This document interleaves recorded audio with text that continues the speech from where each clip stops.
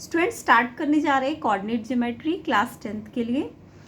अब coordinate geometry तो आपको पता ही होगा, अगर कोऑर्डिनेट प्लेन में अगर हमें दो कोऑर्डिनेट्स गिवन होते हैं, ठीक है, तो उसमें अगर उन दो कोऑर्डिनेट्स के बीच का डिस्टेंस मेज़र करना हो तो वहाँ यूज़ होती है, या उन दो पॉइंट से जो लाइन बन रही है उस लाइन के पॉइंट्स आपको फाइंड करने हो, या फिर उस लाइन के अंदर कोई पॉइंट हो जो रेशो में डिवाइड कर रहा हो लाइन को, तो उस पॉइंट के कोऑर्डिनेट्स आपको फाइंड करने के काम आती है। तो इसके डिफरेंट यूजेस है, ठीक है। तो हम जैसे जैसे क्वेश्चन करेंगे वैसे वैसे हम उसके फॉर्मूले डिस्कस करेंगे। अभी हम फर्स्ट क्वेश्चन देखते हैं इसका।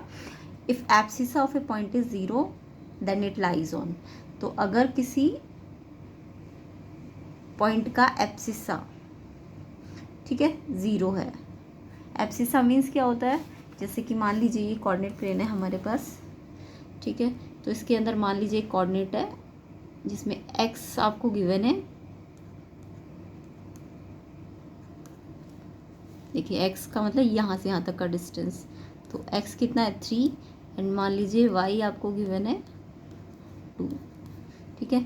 तो ये जो x पॉइंट होता है इसको हम एब्सिसा कहते हैं और y पॉइंट को हम ऑर्डिनेट कहते हैं, ठीक है। याद रहेगा, x पॉइंट को, कोऑर्डिनेट का जो x पॉइंट होता है वो एब्सिसा होता है और y जो पॉइंट होता है वो ऑर्डिनेट होता है। तो अगर कोई भी कोऑर्डिनेट प्लेन पे अगर x एक्सिस पे कोई पॉइंट है, ये आपको याद रखना है, ये x एक्सिस है ना, x एक्सिस वाली लाइन होती है, इसमें x एक्सिस के पे कोई पॉइंट है तो इसमें x तो कोऑर्डिनेट होगा, बट जो इसका y कोऑर्डिनेट होगा वो 0 होगा, ठीक है। तो x को मैं x लिख लेती हूँ, ये x एक्सिस का पॉइंट है। तो जब भी आपको x एक्सिस बोले तो आप ये ध्यान रखना, ये पॉइंट रखेंगे। और अगर बोले y एक्सिस, तो y एक्सिस में देखिए x पहले, हमेशा पहले हम कोऑर्डिनेट में x पॉइंट आगे लिखते हैं और y पॉइंट पीछे लिखते हैं। तो यहाँ पे y वाली लाइन पे, y एक्सिस पे y तो है बट x क्या है 0, तो ये क्या होगा y एक्सिस का पॉइंट होगा। तो ये आप याद रखना। तो x एक्सिस पे x होता है बट y नहीं होता, y एक्सिस पे y होता है बट x नहीं होता, और x हमेशा हम आगे लिखते हैं और y को बाद में लिखते हैं, ठीक है। तो आपको क्वेश्चन में बोला है एब्सिसा 0 है, तो एब्सिसा 0 का मतलब x पॉइंट, एब्सिसा का मतलब आपको समझ आ गया होगा, एब्सिसा का मतलब होता है x पॉइंट। तो अगर x पॉइंट 0 है तो सोचिए x पॉइंट 0 है, यहाँ पे है कि यहाँ पे है, x पॉइंट तो 0 इसका है ना। तो अगर x पॉइंट 0 है तो वो कौन से एक्सिस पे होगा, y एक्सिस पे। तो जब भी x 0 होगा, x 0 होगा तो ये ध्यान रखना आप, वो कौन सा एक्सिस होगा, वो y एक्सिस होगा, और जिसका y पॉइंट 0 होगा वो होगा x एक्सिस, ठीक है। तो ये इंपॉर्टेंट पॉइंट है। तो इसका आंसर क्या होगा, अगर एब्सिसा 0 है, यानी एब्सिसा मतलब x पॉइंट अगर 0 है तो वो कौन से, कहाँ लाई करता है, x एक्सिस पे कि y एक्सिस पे। अभी मैंने बताया एब्सिसा 0 है तो y एक्सिस पे लाई करेगा, और अगर ऑर्डिनेट बोलते 0 है तो वो कहाँ पे लाई करता, x एक्सिस पे। तो ये याद रहेगा आपको। सेकंड क्वेश्चन करते हैं, coordinate of the point P। ये तो सिंपल क्वेश्चन है, P के आपको कोऑर्डिनेट पूछे है। तो देखिए हमेशा याद रखना, पहले x वाले कोऑर्डिनेट लिखने होते हैं और फिर y वाले। x का पॉइंट यहाँ पे कितना है 3 है ना, और y का कितना है -2, तो पॉइंट बन जाएगा आपका। फर्स्ट का आंसर तो आपको पता चल गया, x है तो y एक्सिस, और सेकंड का आंसर देखिए p पॉइंट में x तो 3 है और y कितना है -2। तो हमेशा आगे x लिखना है, y वाला पॉइंट पीछे लिखना होता है, ठीक है। तो कहीं ये लिख दोगे ना अगर आप -2 और 3 तो वो गलत हो जाएगा, पहले x लिखना है फिर y लिखना है। तो इसके अकॉर्डिंग ये बी ऑप्शन करेक्ट होगा। नेक्स्ट क्वेश्चन पे आते हैं। तो कोऑर्डिनेट ज्योमेट्री में से प्रीवियस ईयर क्वेश्चंस भी है इसमें, ये आए हुए एग्जाम्स में, ठीक है। तो देखिए ट्रायंगल ABC है जो कि राइट एंगल है, और आपको A गिवन है 0,2, A के कोऑर्डिनेट गिवन है 0,2 और B के कोऑर्डिनेट गिवन है 2,0। आपको C के कोऑर्डिनेट फाइंड करने हैं। तो देखिए हमें ये नहीं बताया गया ना कि ABC राइट एंगल तो है, बट कहाँ पे, A पे है, B पे कि C पे, तो हमें ऐसे तो पता नहीं चलेगा। तो हम, क्योंकि ये 0, 2 और 2, 0 है, हम कोऑर्डिनेट प्लेन में बता सकते हैं कहाँ पे होते हैं ये पॉइंट। तो उसका पहले हम डायग्राम बना लेते हैं, उससे हमें पता चलेगा कि ABC कहाँ पे राइट एंगल पे है। अगर बोल देते ना ABC राइट एंगल है B या C, तो हम, हमारे लिए राइट एंगल मालूम करना आसान हो जाता, तो हम पाइथागोरस लगा सकते थे। बट यहाँ पे कोई मेंशन नहीं किया कि कहाँ पे राइट एंगल है, तो आपको इसे कोऑर्डिनेट प्लेन में शो करना पड़ेगा। तो थर्ड क्वेश्चन देखिए, कोऑर्डिनेट प्लेन बनाएंगे। अब A पॉइंट क्या है 0,2, ये मैंने अभी आपको बताया, जब x का 0 हो और y का 2 हो तो आप पॉइंट कहाँ शो करेंगे, वाई एक्सिस पे, क्योंकि एक्स का 0 है ना, तो पॉइंट वाई एक्सिस पे शो होगा। तो वाई एक्सिस का 2 आपका यहाँ पे आ जाएगा, है ना। तो ये 1 है तो ये 2 होगा। तो इसके कोऑर्डिनेट्स क्या हो जाएंगे, 0,2। तो ये हमारा ए पॉइंट है यहाँ पे, ठीक है। ऐसे ही जो बी पॉइंट है वो 2,0 है। अब की बार वाई 0 है ना, तो ये पॉइंट कहाँ पे होना चाहिए, एक्स एक्सिस पे होना चाहिए। तो एक्स एक्सिस का 2 कहाँ पे होगा, इस साइड होगा। तो ये पॉइंट जो है ये बी है, इसके कोऑर्डिनेट है 2,0। अब आपको पता चल जाएगा, देखिए अगर ये ए और ये बी है तो ऑब्वियसली ये सी होगा, तभी तो ये राइट एंगल बनेगा ना। अब ये आपको राइट एंगल मिल गया, ठीक है। राइट एंगल बनाना था ना, तो आपको राइट एंगल शो नहीं था कि कहाँ पे है, तो आपको कोऑर्डिनेट प्लेन से पता चलेगा कि राइट एंगल एक्चुअली कहाँ पे है। तो यहाँ पे राइट एंगल है सी पे। तो आपको सी के पॉइंट्स निकालने हैं, तो ये तो सिंपल क्वेश्चन हो गया। सी के पॉइंट ये क्या होता है, इसे हम क्या कहते हैं, जहाँ पे दोनों एक्सिस मीट करते हैं इसे हम ऑरिजिन कहते हैं। तो सी के पॉइंट क्या हो जाएंगे, 0, 0।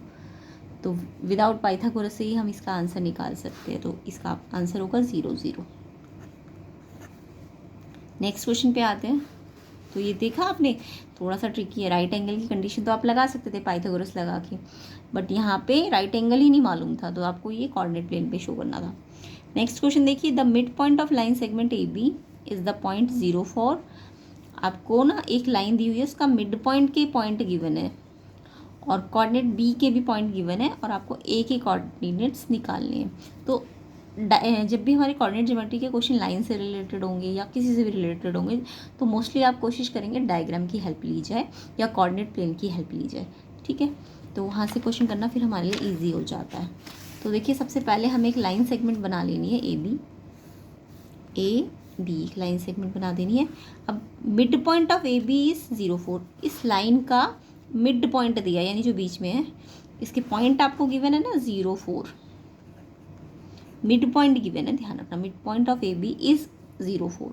तो इस ए बी का मिड पॉइंट गिवन है। उसके बाद आपको बी के कोऑर्डिनेट्स भी गिवन है, -2, 3। तो -2 और 3 ये कोऑर्डिनेट्स आपको गिवन है। ए के कोऑर्डिनेट आपको ना फाइंड करने हैं। तो ए के कोऑर्डिनेट आप क्या मान लेंगे, x1 और y1, और बी के कोऑर्डिनेट क्या होंगे, x2 और y2। और ये जो मिड पॉइंट होता है, मान लो m है ये, इसके कोऑर्डिनेट हम क्या लेते हैं, xy। तो ये ध्यान रखना, मिड पॉइंट के कोऑर्डिनेट xy लेने चाहिए, और ये जो एंड पॉइंट्स होते हैं इनको x1 y1 और x2 y2 लेना है। अब आपको यहाँ पे मिड पॉइंट का फॉर्मूला लगाना है।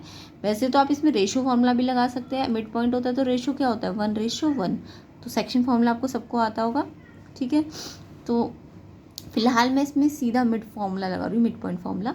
तो ये जो बीच वाला पॉइंट होता है x, ये कैसे आता है, x1 + x2 अपॉन 2। ऐसे ये जो मिड का y पॉइंट होता है ये कैसे आता है, y1 + y2/2, ठीक है। तो ये मिड पॉइंट फॉर्मूला होता है। जब भी आपको ये बोले ये मिड पॉइंट है या रेशो 1:1 है, 2:2 है, तो यानी मिड पॉइंट ही होगा ना यहाँ। तो तब हमें क्या करना है, ये पॉइंट मिड पॉइंट x और y कैसे आता है, x आता है x1 और x2 को ऐड करके 2 से डिवाइड। y पॉइंट कैसे आता है, y1 और y2 को डिवाइड करके 2 से डिवाइड। पहले ऐड करेंगे फिर 2 से डिवाइड। अब यहाँ पे हमें जो जो गिवन है ना वो हम रख देंगे। देखिए x आपको 0 गिवन है, मिड पॉइंट गिवन है, x1 तो आपको फाइंड करना है, और x2 भी आपको गिवन है -2 अपॉन में 2। जब आपको ना मिड निकालना होगा तब तो अंदर वाले ये सारे पॉइंट मालूम होंगे, तो सीधा ही आप आंसर निकाल लेंगे। बट जब आपको ये ए या बी में से कुछ निकालना होगा ना, तो आप क्रॉस मल्टीप्लाई करेंगे, ठीक है। तो अभी तो मिड दिया है ना आपको, तो ये निकालना है ना, तो ये निकालने के लिए आपको क्रॉस मल्टीप्लाई करना पड़ेगा। फ्रैक्शन बना लीजिए इसे। तो क्रॉस करेंगे तो 0 से ये होगा तो 0 बन जाएगा, और ये 1 से होगा तो ये एज इट इज़ आ जाएगा, x1 ± -2। तो x1 आ जाएगा आपका 2। सेम ऐसी y पॉइंट आपको गिवन है 4। y1 कितना है, y1 हमें फाइंड करना है, और y2 गिवन है 3 अपॉन 2, y4 है ना। इसमें भी आपको y1 फाइंड करना है ना, तो क्रॉस मल्टीप्लाई करेंगे। अगर y फाइंड करना होता तो सीधा इसको सॉल्व कर लेते, बट y1 फाइंड करना है तो क्रॉस मल्टीप्लाई करना पड़ेगा। तो पहले तो 2 से इसको मल्टीप्लाई कीजिए तो 8 आ जाएगा, फिर 1 से इसको करीजिएगा तो 1, ये सेम आ जाएगा। अब y1 कैसे आएगा, पहले +3 है तो वहाँ ले जाके माइनस कर दीजिए। तो आपके पास x1 y1 आ गया 2, 5, और x1 y1 ही हमारा ए कोऑर्डिनेट था ना, तो ये आ गया 2, 5। तो सबको समझ आ गया होगा कैसे करना है, तो इसका ए ऑप्शन होगा। नेक्स्ट क्वेश्चन करते हैं।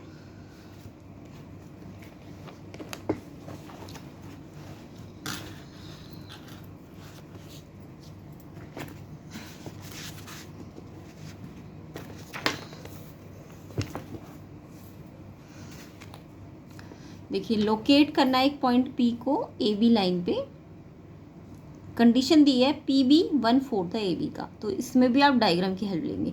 तो ज़्यादातर कोऑर्डिनेट ज्योमेट्री में आप डायग्राम बना लेंगे ना, तो डायग्राम इसके हार्ड नहीं होते हैं, मुश्किल से लाइन बनानी होती है, बस ये जो कंडीशंस दी होती है वो रखनी होती है, तो आपको ना उसमें ईजी पड़ेगा फिर क्वेश्चन को सॉल्व करना।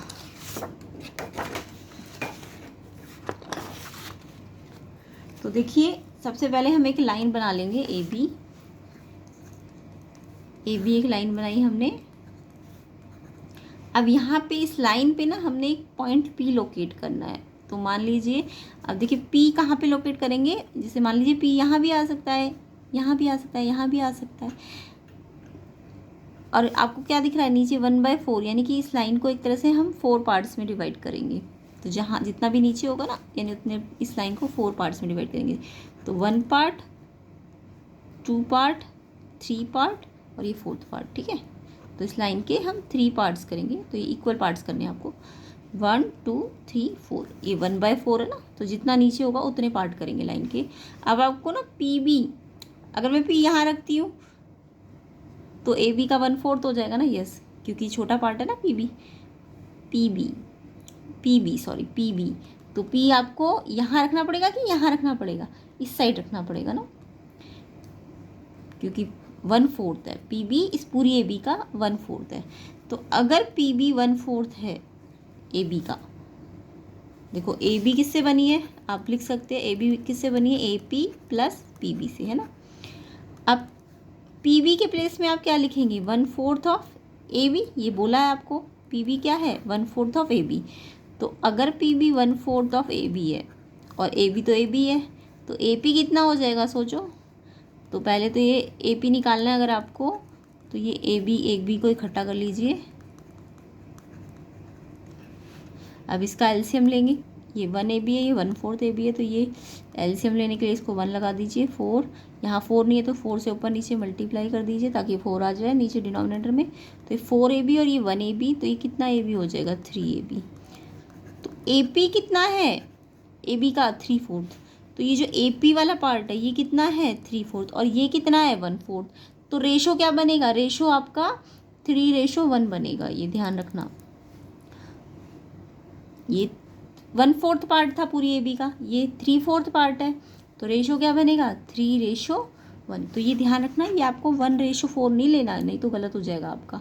ये 1/4 फ्रैक्शन वाइज दिया हुआ है, तो आप पहले सोचिए PB आपको बोला है पूरी AB का 1/4 है, और AB किससे बनी है AP प्लस PB से, तो आपको PB तो 1/4 पता चल गया, तो AP आप निकाल लीजिए, ये 3/4 है, तो ये 1/4 ये 3/4, तो रेशो क्या बना 3:1। अगर आप 1:4 रखेंगे तो वो गलत हो जाएगा, ठीक है। अब आपको बोला रेशो ही फाइंड करना था, तो ये रेशो कितना आएगा 3:1, तो ठीक है, तो 3:1। तो ये क्वेश्चन थोड़ा कंफ्यूजिंग होता है, तो आपको ध्यान से करना है। जब भी फ्रैक्शन दिया हो ना, तो ये वाला अगर 1/4 है तो ऑब्वियसली ये 3/4 होगा। अगर ये मान लीजिए 2/4 होता तो ये भी 2/4 हो जाता ना, वो आप ऐसे करके निकाल सकते थे, ठीक है। तो आगे के क्वेश्चन हम नेक्स्ट वीडियो में करेंगे, तो चैनल को सब्सक्राइब कर लीजिए, वीडियो को शेयर कर दीजिए।